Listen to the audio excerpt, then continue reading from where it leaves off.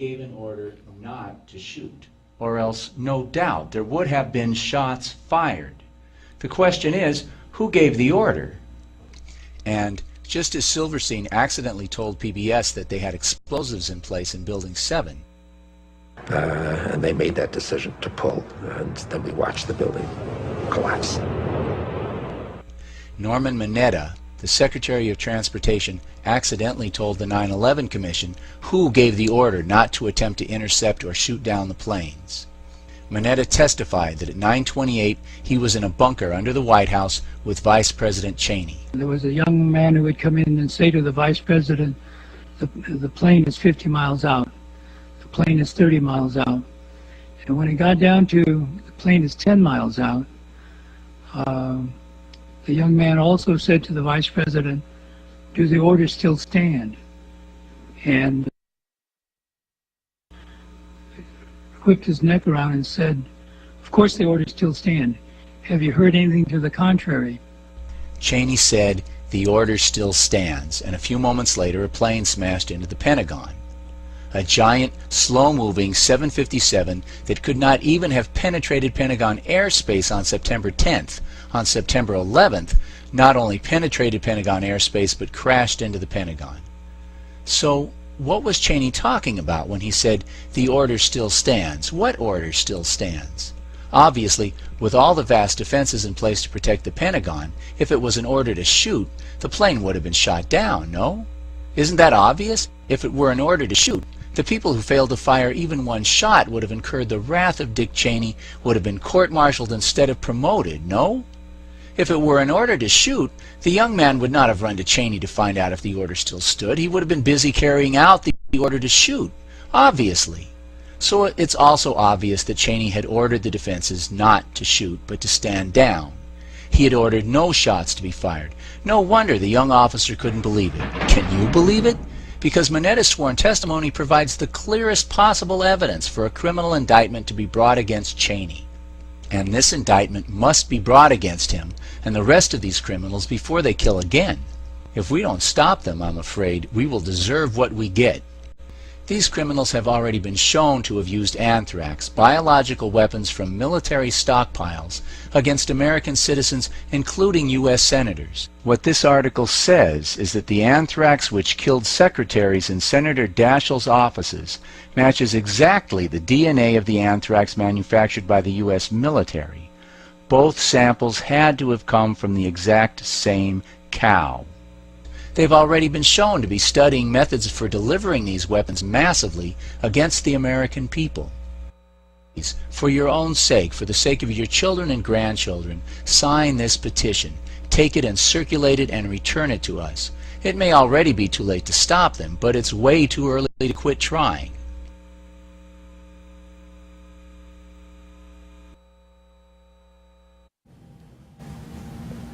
Welcome to the Gilchrist experience.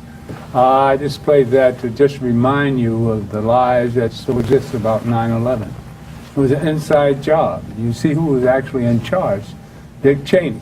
And we remember Dick Cheney ran a lot of stuff, a lot of scams during his 8 years in the White House. Welcome to the show, gentlemen. I just wanted to review our history. The first big lie of the 21st century, 9/11, which was yesterday. And see, we're still celebrating the big lie about being attacked by two planes and realizing it was an inside job. And even Trump had something to do with this, because he was friends with the real estate tycoon who actually bought the trade centers 6 months before. He leased them, matter of fact, and insured them for $1 billion. No, it's more than $1 billion. $9 billion. Get a double indemnity because he put in for in case it was a terrorist attack. All planned, scheming, conniving with Trump's cohorts involved.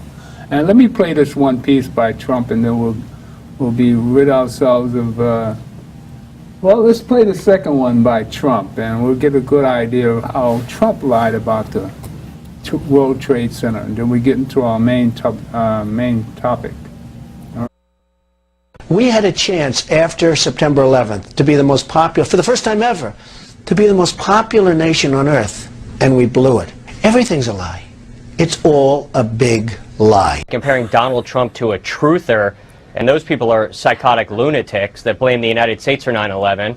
A lot of people ask, how is it possible that a Boeing plane would be able to destroy or two planes would be able to destroy the Twin Towers? Because they were constructed to withstand like a 707 attack. Well, it's tremendous power and tremendous heat, and people were willing to die, and when they're willing to die and when they're willing to become kamikazes of a sense, there's very little you can do about it. I mean, the heat and the power, actually it was amazing that the initial jolts didn't jar the building as much as people would have thought, but the tremendous amounts of fuel that was dumped on the building and 1,600 degrees temperature, I guess that's probably more than anything could take, no matter what. There's a great deal of question about whether or not the damage and the ultimate destruction of the buildings was caused by the airplanes, by architectural defect, or possibly by bombs or aftershocks. Do you have any thoughts on that? Well, it was an architectural defect. You know, the World Trade Center was always known as a very, very strong building. I said, how could a plane, even a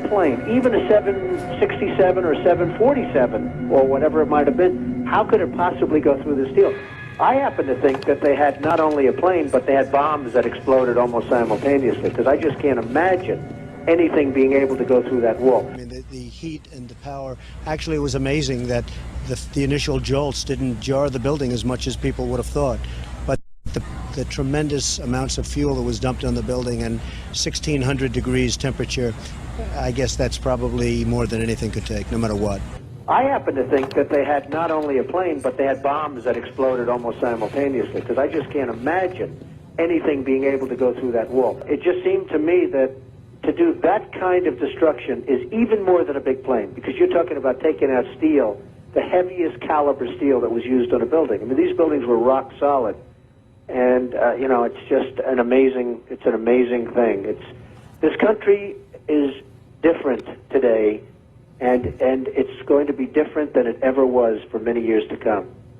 Very profound statement and very true. Well, Alan, we've always had, as you know, very, very strong security, but there's very little you can do about planes crashing into a building. I mean, you look at Larry Silverstein, who's a terrific owner in New York and a very good friend of mine who I just called. I was very worried about him because I assumed maybe he was in the building. He took possession of the building 1 week ago. As you know, he just bought the World Trade Center. Right. And he was in his office, and he was getting ready to move into the World Trade Center over the next 2 weeks. So when I just spoke to him, there's nothing you can do when people are going to be bombing planes at your building. The Twin Towers have their own zip code. There are so many people who work there, and there are so many offices there. They recently sold, in fact, by the Port Authority of New York to an investment group, Mark. I see what's happening down there. It's a mess. And the developer is actually a friend of mine, but he didn't want to build this building either. If you look back at the records, I mean, when it was first foisted upon him, Larry Silverstein is a great guy. He's a good guy. He's a friend of mine, but he didn't want to build this pile of junk. And it's a shame. It's really a shame. The developer is actually a friend of mine. Larry Silverstein is a great guy. He's a good guy. He's a friend of mine. The developer is actually a friend of mine. Larry Silverstein is a great guy. He's a good guy. He's a friend of mine. It's a shame. It's really a shame. Donald, you're probably the best known builder, particularly of great buildings in the city. There's a great deal of question about whether or not the damage and the ultimate destruction of the buildings was caused by the airplanes, by architectural defect, or possibly by bombs or aftershocks. Do you have any thoughts on that? Well, it was an architectural defect. You know, the World Trade Center was always known as a very, very strong building. Don't forget, that took a big bomb in the basement. Now, the basement is the most vulnerable place because that's your foundation, and it withstood that. And I got to see that. At some point, we're going to put all this behind us, and you as a visionary, particularly in New York real estate, what do you think that we ought to do as a city, as a people, when all of this when the mourning stops, when the dead are honored, and we've found out what caused it and maybe corrected it? What does the city need to do? Well, I guess the big thing that you really will have to do is never forget. You just can't forget that something like this happened. Donald Trump, thank you so very much for joining us. Thank you we all. really Good luck. appreciate it. Thank you. Same to you. You too. It's all a big lie.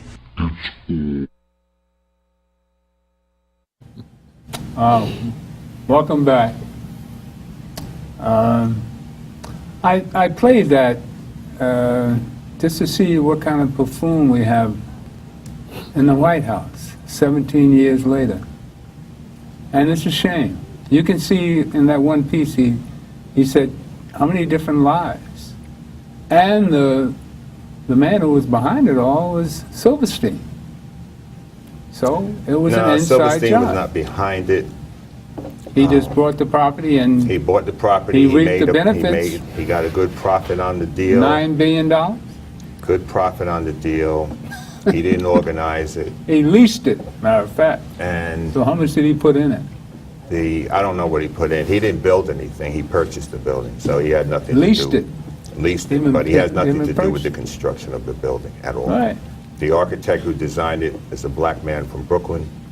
The building was designed. My mother was in the World Trade Center in 1940 when the B-29 crashed into the Empire State Building. Empire State. The building didn't fall down. Right. That was a model for the construction of the World Trade Center. The pillars in that building, from the center out, going out to the perimeter of the building, could take more than the impact of the plane that hit it. Secondly, there was no damage to the lower structure, so how does the building fall down? Right. Other buildings have been hit, have even burned, but they don't fall down. It's impossible. I told you years ago that I knew about this event 2 years before it happened. These things are, and I'm not a conspiracy theorist, I study history. You can conspire to do something, but when it becomes a fact of history, it's no longer a conspiracy theory. It becomes an event of history. This event I knew of in 1999. Now, there is no way in the world that airplanes can be hijacked in this country and the U.S. Air Force does not intercept those planes. They were having war games over Canada at the time. The U.S. Air Force will intercept a plane. 2 fighters will intercept that plane and move it to the ground. If the pilot does not bring the plane down, they'll shoot it down. The plane in Pennsylvania, we shot that plane down. That plane was shot down. A plane never hit the Pentagon. It was a missile. I give $1,000 to anybody that can show me a photograph with an airplane wreckage at the Pentagon. No airplane ever hit the Pentagon. The area of the Pentagon that was struck was an area where they were doing renovations. Right. So it minimized the casualty rate. The plane is shot down. I've been at a plane crash site, June 30th, 1975, runway 22 left, JFK Airport. You will have an impact crater, right, or you'll have a trench in the ground. Neither existed in Pennsylvania. That airplane was scattered over an 8-mile range, which means it was hit by a missile, and all of the parts of the plane were catapulted forward over an area of 8 miles, and there were no parts of that plane bigger than a square foot. That plane didn't crash. There was no crash site. The reasoning for taking the plane out was because people were attempting to regain control of the plane, and if they had done that, the secret would have gotten out on what was really going on the plane. All right? So, in all of the drama and the hype, people need to step back. Dr. Jeffrey says we need to think analytically and critically. System analysis. Systems analysis. If you get over the hoopla and the hype and start understanding what you're looking at when you look at these videos. Fire department officials said there was thermite on the beams. Of course. That's an explosive charge. My nephew came off the PATH train that morning. He worked at 120 Broadway. He got off the PATH train. He said to me, Uncle Graham, when we got up to the shopping concourse, it was gone. It was gone. Had nothing to do with jet fuel. It was gone. I said, Len, thank God you were not there when the charges were detonated. He said there were bodies, there weren't bodies, skeletal remains of people. The drop, the way the building came down, the time in which it took to fall, No building collapsing can fall that fast unless there are detonation charges in the building, and they call it pancaking. And they use thermite.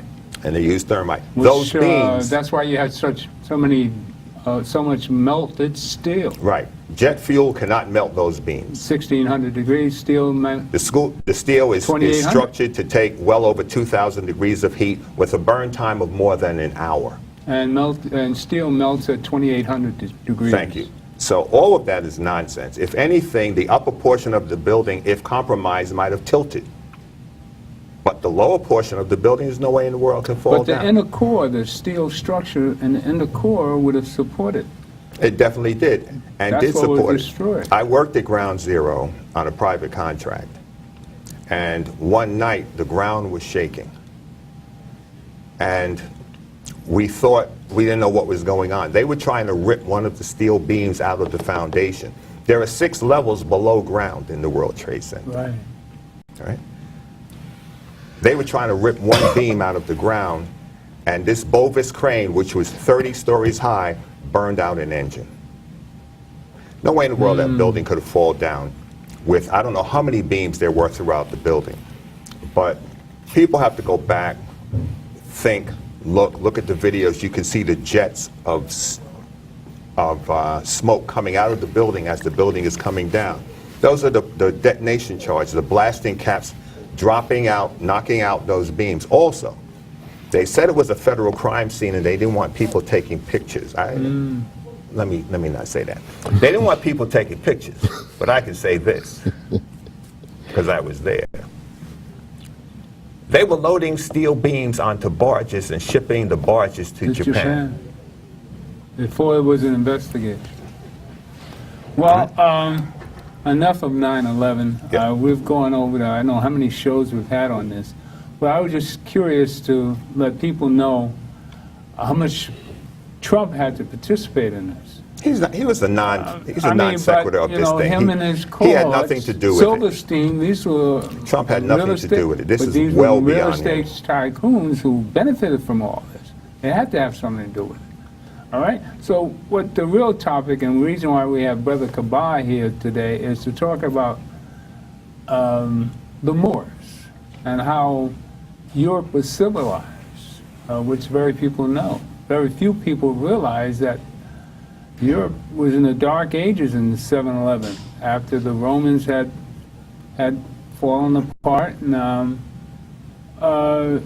Europeans weren't bathing. They weren't doing too much of anything. It was called the Dark Ages because most people couldn't read or write. Most of the kings were illiterate, and all of a sudden, the Moors came in and educated and cleansed the Europe. So let's run this one piece 4, and we'll get a little brief intro of what the Moors, how the Moors ruled Europe for 700 years. The term Moor started to become interchangeable with the term black because it was basically the same thing. But when the slave trade started, they tried to objectify black people, Moorish people. So they would use the term interchangeably, and they would just switch on to calling people black. But if you look at a lot of old documents, there's even slave ships called Blackamoor. If you look at slave records, there was even a boxer out of Virginia who was very popular in the early 1800s named Tom Molyneux, and his nickname was the Moor. So that name was definitely used interchangeably with black or Negro at that time. Moor means black, like Negro, Ethiopian. Moor means black. Moor is not a people. Moor is a color. And they have taken this word Moor and they have associated Moor with Muslim. There were Moors that weren't Muslim. Moor means black. There were Christian Moors. There were Moors that practiced a traditional African faith system. So that Moor means black, simple. When the Moors went into Europe, they changed the appearance of the population. Do you see? So you have Italians, Spaniards being darker than the Scandinavians. A Scandinavian person told me that they never considered the Italians or Jewish people to be white. Do you see? Because the lighter people are further north. when I went to Europe, I would always look at pictures and I would always see a Moor, and sometimes I would see like a skull and bones. And many of the Moors would have a skull and bones flag. That's what pirates are known for. There were many Moorish pirates. There was even a Barbary War where they were, the U.S. was fighting Moorish pirates up in North Africa and the Barbary Coast. And there's even a secret organization called the Skull and Bones. And we know that Masonry comes from Moorish science. So there's always a connection there with the Moors. And it's important that as we begin to develop an understanding of this society, that it's not Freemason as we know, and that the Moors brought in this knowledge into Europe. Africans brought this knowledge into Europe. And in bringing this knowledge into Europe, the Knights Templars and other organizations were born out of this. And peoples of European descent were exposed to alchemy, okay? The periodic table of elements, the laboratory, how to take information, how to take elements and atoms, and to begin to manipulate them to make them into different types of molecules. The basic one is hydrogen, 2 hydrogen is helium, 3 hydrogen is lithium, 6 is carbon, 8 is oxygen. So you have this alchemy that's going to come, and they're going to begin to study, they're going to begin to learn, they're going to create societies that's going to develop an understanding. This is going to be what eventually is going to become Freemasonry, because only a select group of people in Europe is going to be exposed to this information. But the secret of Masonry, of who we really are, the Moors, is being here on this land, this particular land, because it was called, in many names, you had Turtle Island, that we called it, or Tula, or El Marak, the different terms that we had. And the original map of America was written by a guy named Idrisi. The original map was written in Sanskrit. Antarctica was actually mapped by a Moor. And most people don't know it was mapped by a Moor. And they have old topographical evidence of old maps of Antarctica. That's why the Nazis fled there, because they knew that there were places there under the ice that they could actually inhabit and hide. Wow, quite an introduction, Brother Kaba. Powerful. Now, most people are delusional about, they're in the dark as far as, what education, how education came to Europe from Africa. Yeah. Tell us the story, brother. Well, there are so many things, but I'd like to begin with the fact that when someone tells a perfect lie, the truth is unbelievable. Mm-hmm. And I know that the idea of Africans being in control of the world is something so far removed from our understanding because of the nature of what we have grown up in and what is perpetuated, particularly in the educational system. And one of the things that I wanted to bring to light in this conversation is concepts as it relates to educational philosophy. We are introduced to history episodically. I call it episodic history. The way in which Africans taught it was considered to be holistic. Okay. So that you take the Moors, we talk about the Moors 710 to 1492 and what they brought. But that's episodic, because then you have to ask yourself, well, like, where did they come from? And so therefore that's where you have the concept of Eurasians coming from the East who had embraced Islam, that you then can superimpose over the University of Sankore, Timbuktu. Right. And then it makes it feasible as to how that university could have grown in West Africa, but nobody would tell you that that university was in existence thousands of years before what we consider to be Islam even existed. So Timbuktu was what year? Well, you're going back. It's hard to say, because somebody, some people will tell you that it was in the 800s AD. Okay. But the reality is that you got to go back, and you got to go back to a simple fact, and that is that when the earth was first formed, the river systems, particularly in Africa, came across the entire continent. And that's, for instance, the Limpopo River of South Africa, the Orange River, was connected to the Hapi, or the Nile River. Okay. The Congolese River was connected to the Nile River. Okay. So that the first thing you have to realize is that in the early world of the human family, all of the rivers basically were connected. And even if they were not directly connected, they were tributaries in other ways that people could have traveled on the water. which then brings you now to the Atlas Mountains. When you go up into North Africa, you are now dealing with a river system that was known as the Tamanrasset River. Tamanrasset. Tamanrasett. Look it up. I tell us, don't believe a word I say. Research this for yourself. The Tamanrasset River has now been seen by satellites in outer space. Yes. And what happened is that you had what was known as a very fluid system. It was a wet, humid system. It's known as the African humid phase. Okay. But about 5000 BC, there came upon that particular part of the world what is known as the African arid system, which then began to dry up that river. And the evidence of it you can find in southern Mauritania off of the west coast of Africa, where the sand dunes that were created that covered up over the Tamanrasset River began to separate the African people that had migrated in this particular part of Africa. So the people that lived more in the northern part of the Tamanrasset area would have migrated north. The ones that lived more south would have traveled south.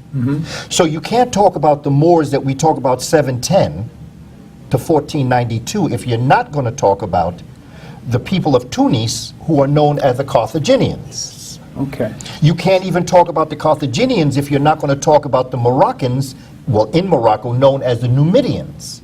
There are dynamic, civilized cultures that have many great things going on at this time. So by the time you get to the idea of 710, it makes common sense why Africans would have brought that type of civilization in, because they had a continuity of genius throughout ancient history. So what was happening in Europe at this time? Well, you have a number of things happening. The Romans were there until what, 400? Basically, but you know, Europe wasn't Europe. One of the things that Africans brought in the development of Western civilization was the idea of identifying continents. Okay. And so you have principalities here. You don't have like cities. It's the Africans that come in and develop Granada or Cordoba. They organize. What you have is bands of people running buck wild crazy. Well, give us a year so people can centralize on what Europe was like in 711 when the Africans came. Well, if you go back, what were they doing? What were the Europeans? How were they living? Well, that's episodic. Now let me take you back holistically to northern Germanic tribes or northern peoples from the northern part of the world coming down after the Ice Age. You can't separate any of this without an understanding of the continuity of history. Right. So you have people, Africans, who have been depigmented, whose hair has become straight, yeah, I saw your lecture whose skin has become depigmented, who come out of the mountains after this ice age, the Wormian Ice Age, give or take 5,000 BC. So everybody originally was African. Everybody was in Africa. They migrated to the mountains. They lost their pigmentation, changed the complexion or their hair texture. Yes. And came out of the mountains. South again? Yes, Africans moving across the globe. Okay. An ice age hits them. Okay. They so then begin to morph. How far back are we going? You can go back to the Worm Ice Age. Basically, you're looking no more than 20,000 BC. 20,000 BC, okay. So it took all that time for black people to lose their pigmentation? Not necessarily. Because Dr. Richard King tells us, the great melanist, that it takes about 16 generations. But even look at us today. Look at what happens to us. Now here we are in September. We get in the wintertime, no matter how pigmented you may be, you are going to lose a couple of shades. Right. Yeah. Your hair is going to become less curly. Yeah. Okay, and that's because of the sebum in your hair follicle, in your sebaceous glands. Okay. That releases this sebum oil that rises to the top. In the heat of the sun, that's going to cover your scalp. It's going to protect you from getting the harmful rays of the sun. Okay. When Africans moved out of the hot climate into a cooler climate, that sebum was allowed to rest on the scalp and on the hair that weighed the hair down. Okay. So from a very curly hair, you have a straight hair. Okay. Okay, so that's how straight it. And so if you study Allen's law and Bergman's law and Glosier's law in science, you get to understand that when an organism leaves a warm climate goes into a cold climate, there's going to be fundamental changes in the body type, the morphology, the limb size, and the pigmentation. These are scientific laws. This ain't personal. Okay. And so that these individuals are now going to come down, but basically you're dealing with them coming down, and you're going to get your first taste of these individuals in the world when they come in this Mediterranean area, in an area that we today call Greece, but it wasn't called Greece back then. They're going to come upon Cushites. A couple of generations later, hundreds of years later, you're going to have the Romans come down. Okay. The Romans are going to come upon a people known as the Etruscans. These are Cushites. These are Africans. Etruscans already have the civilization in place. These barbarians are going to come down, mingle with these people, and then they are going to attack Africa and make the Greeks teach them what the Greeks misunderstood the African teachers taught them. So then you're going to have, from there, you're going to have the Holy Roman Empire. Okay. The Holy Roman Empire now is going to take its civilization and is going to get into what we call Spain and Portugal, the Iberian Peninsula. Give us a year again. Well, what we're looking at maybe is about 300 AD. Okay. That's going to come to the fall of the Roman Empire. See, I'm afraid of dates. You're going to notice I hesitate with dates. Well, I want the public to yes, have but some idea. But I want to give it. I want to leave it real open, because when we do the proper research, we're going to understand these dates are going to change. Like, for instance, the first human beings are going to go back millions of more years. Yeah. Okay, we already know that the Laetoli footprints, the people that walked across the Laetoli footprints were not Australopithecines. They had to have been Homo erectus, because now they have these machines that can measure footprints, which means that they were upright walkers, which means that that's going to push the original human beings millions of years back in the past. Well, you know, my public out there is being educated, but they have been miseducated for so long. I like to reference them just as far back as 7/11. Okay. So we can keep it. We know the history of mankind, which is you verbalize very clearly, but a lot of people don't think that far back, or even have any, or really care. What I'm trying to expose people to is the lies that have been told. Like we start off with 9/11. Now the lie about European civilization, knowing that from 7/11 to 1492, black people rule Europe. How many people actually realize that? How many people realize that while they were in Europe, there were Africans in America raising empires? Ooh, wow. Africans were all around the world. As you were sharing the information about the Japanese were formed when Cushites brought Koreans onto that island and met a short-statured African people known as the Ainu. Whoa. So you're talking about a worldwide civilization where Africans were on the planet, the only people on the planet, for millions of years. And because of the nature of Africans traveling away from the heat, they are then going to transform themselves morphologically and physiologically into another type of people. Okay. And so then, after the Ice Age, after the Northern Cap, if you go to the 51st parallel, this is what Dr. Sheikh Anta Diop tells us. He calls it the zone of confluence. We have to study. Otherwise, that opening scene that you had, that's going to happen a lot more. We have to wake up, and we have to study, and we have to understand. But what I'm attempting to do for us is to give us a context as to why Africans would have gone into Spain and would have built paved roads that were lit for miles. Why they would, now you go in and you think that they did that. What the Romans doing that? Romans didn't. Romans copied what they could from what the Greeks taught them that the Africans taught them. That's why they're in ruins. Because they didn't have the basic, even when you look at that pyramid shape on some of the buildings today, that is their attempt to do the pyramid structure. If I may, you mentioned the river systems of Africa. Yes. And I don't know if you know, but I just want people to know, as we share information, they have a system which is now called, it's called space archaeology. There is a woman, I saw her on Stephen Colbert about 2 years ago. She's a scientist, and they're using lasers from space, and they're scanning the planet, in particular the Sahara Desert. Yes. The city of Tanis, which they had heard of in the ancient days of Egypt, they said they have found it. From space, they scan through the sand and they can see the outline of all the buildings. And the city is much larger than what they ever thought it was. They are looking to dig up this ancient city. When I was at the Louvre in France in May, they had 2 sphinx from Tanis. From Tanis, 2 sphinx, the sitting sphinx, from Tanis, from ancient Tanis in the Louvre. And I was reading, I said, what was Tanis? It was a huge city in northern Africa, near the Delta region, a huge city. But the scientists have found the city. Another thing, you talked about the rivers. In the scriptures, the Bible talks about the rivers coming out of the Garden of Eden and moving in different directions, Gihon and the other rivers. But the river that you mentioned running across North Africa, they found it using satellite. Yes.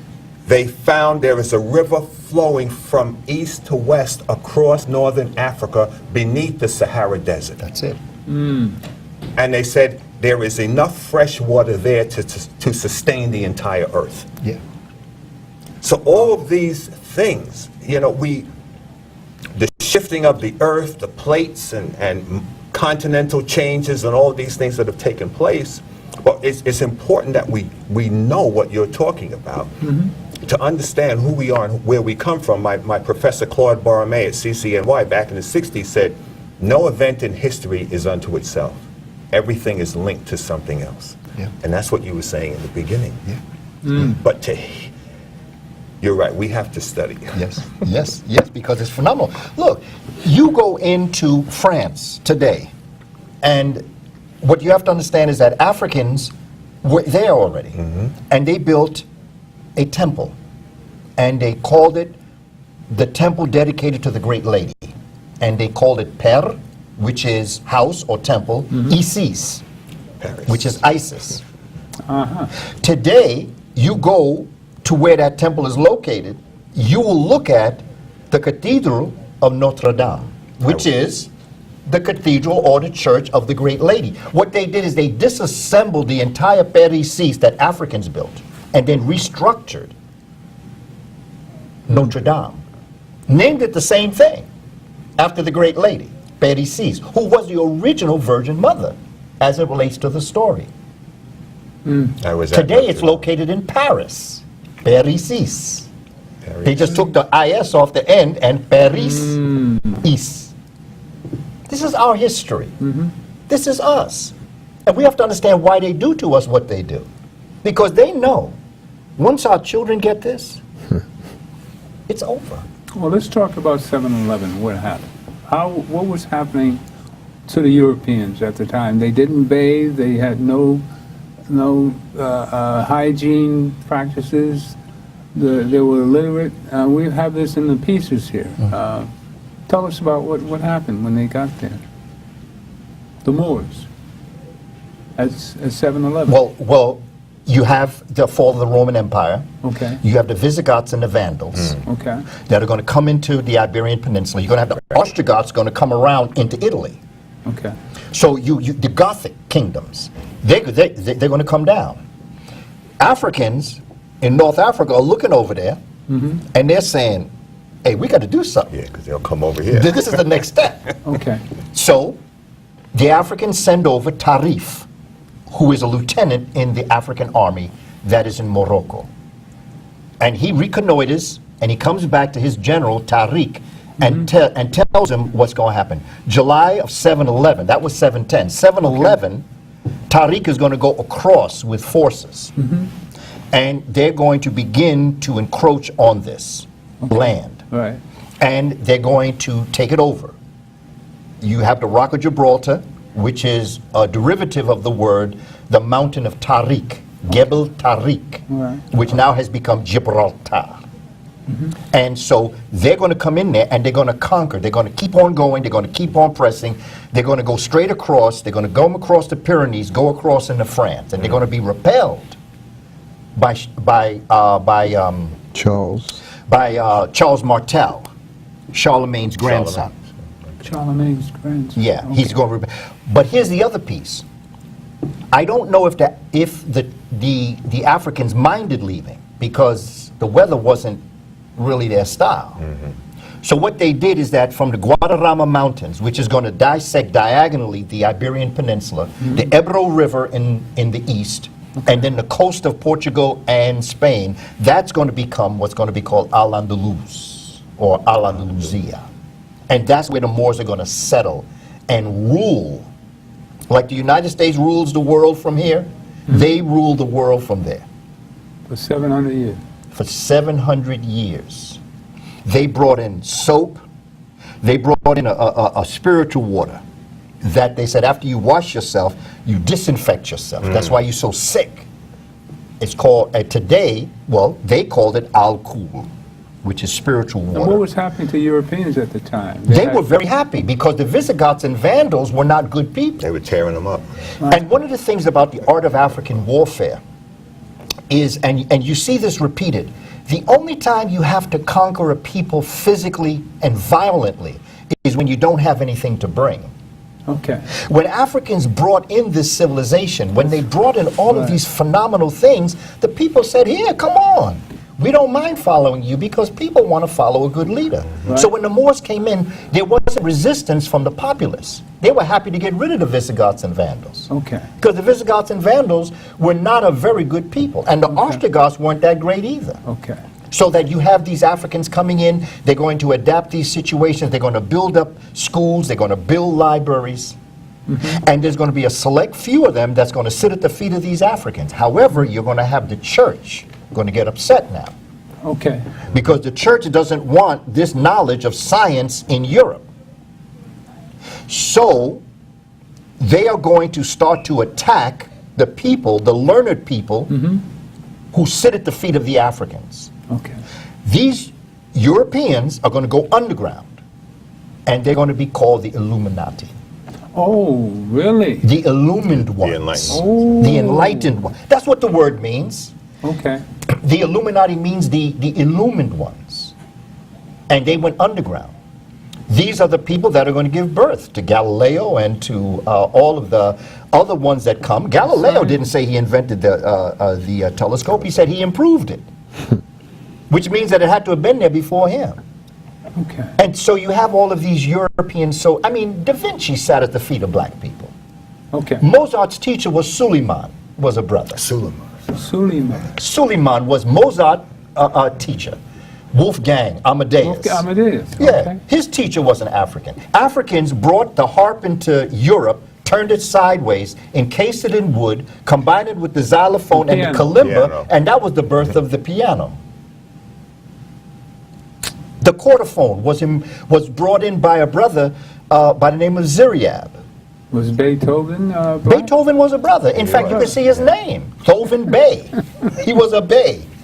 He came from Spain. In fact, outside of his house in Germany and in Austria, there's a sign. Because there's a book called Beethoven's Hair by Russell. And there's a sign outside of Beethoven's home. It says Schwarzer Spaniardhaus. Schwarzer means the black Spaniard's house. Yeah. Black Spaniard. Don't believe me. Check it out. See, for us, our family, people of all cultures, African history is world history. That's what Dr. Clark used to say. African history is the missing pages of world history. Let's play Dr. Clark. This is number 5, I believe. All right, play that one piece and we'll come right back. That's the man. All right. In history, there was only 2 great universities. The University of Sankore at Timbuktu and the University of Salamanca in Spain. And the African was solely in charge of the one at Sankore and part in charge of the one at Salamanca. They built public schools. They built public baths. They gave Spain the greatest civilization it has known before or since. They built a great university, Salamanca. They translated the great works of the masters of Europe, including a lot of works they had stolen from Africa. Europe had forgotten its own masters. The Africans translated it. But their performance and the partnership between the Africans and the Arabs and the Berbers in Spain was a long and beneficial partnership and a fine moment in their history and in world history.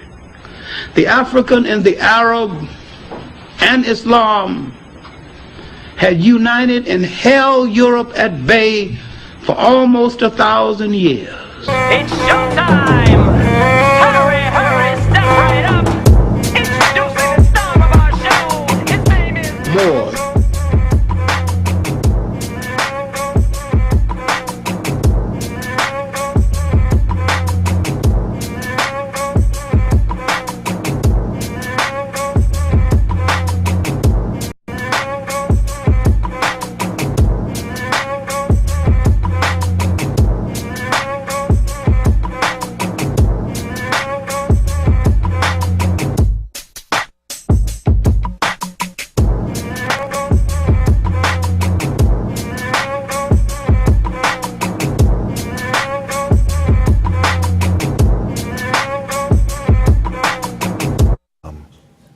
Most of that is a bunch of pictures, but we get a good idea of what we're talking about. I mean, a lot of this stuff was in the 1800s, a lot of this stuff. They were still ruling, and I'm just so amazed that all this stuff existed and we know so little about it. I'm not surprised, because if I were the ruling, dominating force, knowing what they perceive the truth to be, I would do the same thing. Okay. Because you're dealing with, as Dr. Francis Cresswell saying, you're dealing with a people. I'm speaking of peoples of European descent. You're dealing with a people who Let's talk about Donald Trump. You can even talk about him also. Okay. Because that's who she's talking about. Right. She's talking about a people who understand genetic annihilation. Okay. They understand that there is a people who, when you move away from the archetype of humanity, right. Humans, plants were born to be green, humans were born to be black to very dark brown. That's what brought human life into existence, was heat. When Africans moved away from the source of their life, they began to have to adjust and adapt to that new way. And just as for millions of years there were only African people on the planet, there will come a day when there will only be African people on the planet, or a very darkly pigmented people. This is it. They're dealing with genetic survival. And they can't let you know the truth. They can't let you understand what you did, particularly for them. And if I were them, I wouldn't let you know either, if I thought like them. If I had an ice mind, I wouldn't want you to know your truth. I wouldn't want to see those children. So that when you see them murdering our children in the street, you have to understand, when they see that, they see the reproductive system of the African community. And they got to stop it, and they're going to go after the young people. You even have police officers of European descent who are female going into a black man's apartment and shooting him. And but you have to understand genetic annihilation. You have to understand their deepest fear is now coming to truth. This is why they don't want Muslims coming to the country. That's why they're trying to build a wall to keep our brothers and sisters from El Salvador and Mexico and Guatemala out, because they see, and they'll tell you that themselves. If you let them in this country, they are going to outnumber us, and we are going to become the minority. But the truth is, they are the minority. That is the truth. We are the majority. Yes. When you look at the continent of Africa, and you look at Asia, and look at Europe, how small Europe is. If you were to add up the total populations of Northern and Eastern Europe, where these Angles live, you know, not the mixed breed people like in Italy and Armenia, but the whiter ones. They're the abject minority of the planet. just because there are a lot of them here in the United States, they think they're a majority. And we need to stop using the term minority. We are not the minority. We're the abject majority. That's it. Well, with all this brilliance That's true. In our history, why are we having so many problems amongst each other now? Because we don't know it. Why are Africans killing Africans in the Congo, for instance, with all the wealth of the world in the Congo? And you have brother killing brother and passing on the goodies to outsiders. And not being able to share a little socialism in that particular case. Why are we killing each other to let other people control us? May I say this before asking Brother Kaba? Frantz Fanon titles it The Colonized Mind. Right. And the colonized mind is a mind other than the original mind of the people. We're thinking as they do. Our, quote, logic is like theirs. So that when we get into a discussion outside of this table, it doesn't fit the logic that a Negro mentality has in their mind. But what is key in terms of Brother Kaba's experience for me is his education background and how challenging it is to teach black history, true history in the schools, and what happens, part two, what happens when black youth get this knowledge based on your experience? Absolutely. You can go to a study done in Loyola. There's a gentleman, Dr. Jelani Mandara. He did a study of 7th, 8th grade bridge students in Chicago. Oh, Chicago. Right. And his finding is in the journal Child Psychiatry. And what they found was there's a difference between cultural identity and self-esteem. Okay. Being a teacher and being around people, I know there are people born with self-esteem. Right. They are going to become great no matter what. Okay. All right. But in a class of 30, I may have 2 students that have that type of self-esteem. I may have 28 that don't have that self-esteem. Why is that today? Because of the nature of what we see on television, because of the colonized mind. Okay. Because of what we have been indoctrinated in, where they are everything and we are nothing, and we should be happy they did what they did to us, even if it was horrible. This is the mentality that we're taught from a child, and everything we see around us. No, we didn't experience that when we were coming up. We didn't have that sort of mentality. We had to. Buried. Well, about Harlem in the 50s. We still had, we had color. We had this color consciousness. The light skin. Black, don't call me an African. Light, dark. Boy, don't call me black. Don't call me that an was African. war. That's That right. was war. But that was Wayne Rice. When you look at the various generations, you will find the manifestation of the mind of another individual, and that is the mind of the oppressor, the mind of the slave master. When you talk about the Moors coming into Spain, the only thing that we know, that I learned was Charles blocking the further advance of the Moors, but that was it. It wasn't until after college that I got an understanding of what this thing was all about, which is what you're talking about. And that's why the history laid out by J.A. Rogers is so fascinating. Superman and Man, World's Black Men of Color, Volume 1 and Volume 2. And Volume 1 is where you have the stories of Al-Mansur and Yusuf dealing with the Moors. And it's just fascinating reading, having had a background in history, but what happens when black youth, you were explaining about Loyola, when black youth get this knowledge, and that's a message for our people out there who are, our people may not value black history the way this table does. And therefore the message is not to be spectators to this program, but after the program, seek out Brother Kaba's DVDs.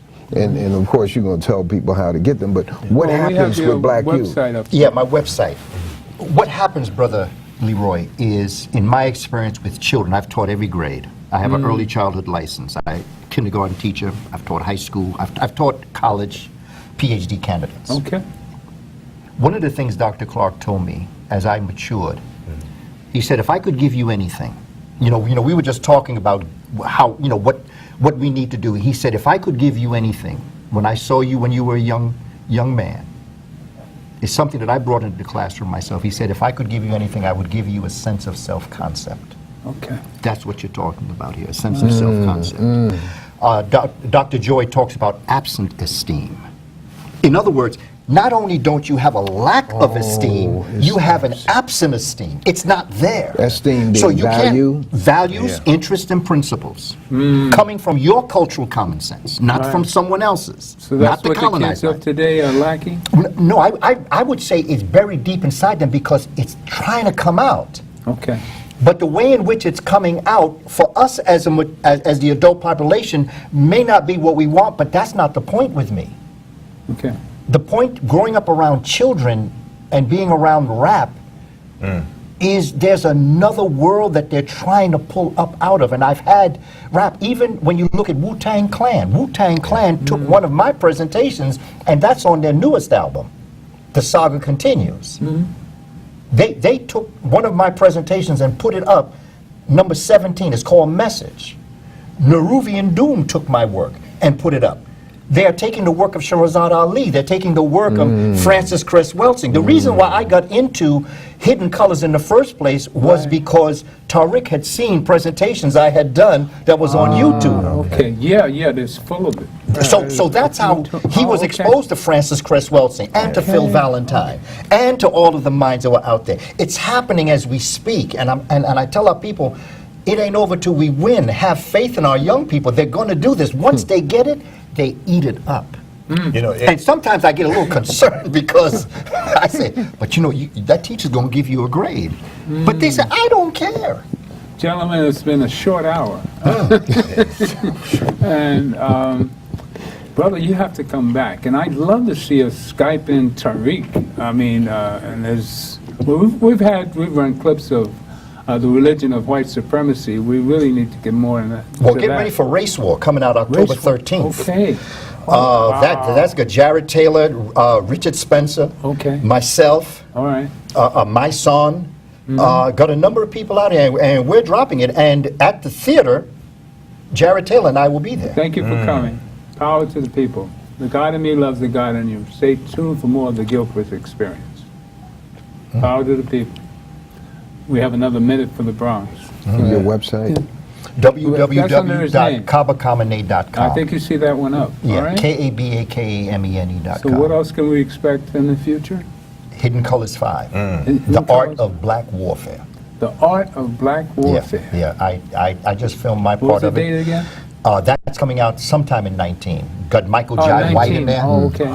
Got Michael Jai in there. You've got Damon Dash is in it. Okay. You got the brother out of Los Angeles, Riza Islam, part of the Nation of Islam. Riza Islam. In fact, when I went to Los Angeles to be taped, Damon Dash was being taped, then I was taped, and then Riza Islam was taped. And so this one's going to be number 5. So it's another, it's another thing. It ain't over till we win. That's right. And we have to understand that we have been given a divine destiny as a people. We've been given a divine destiny, and we have to understand that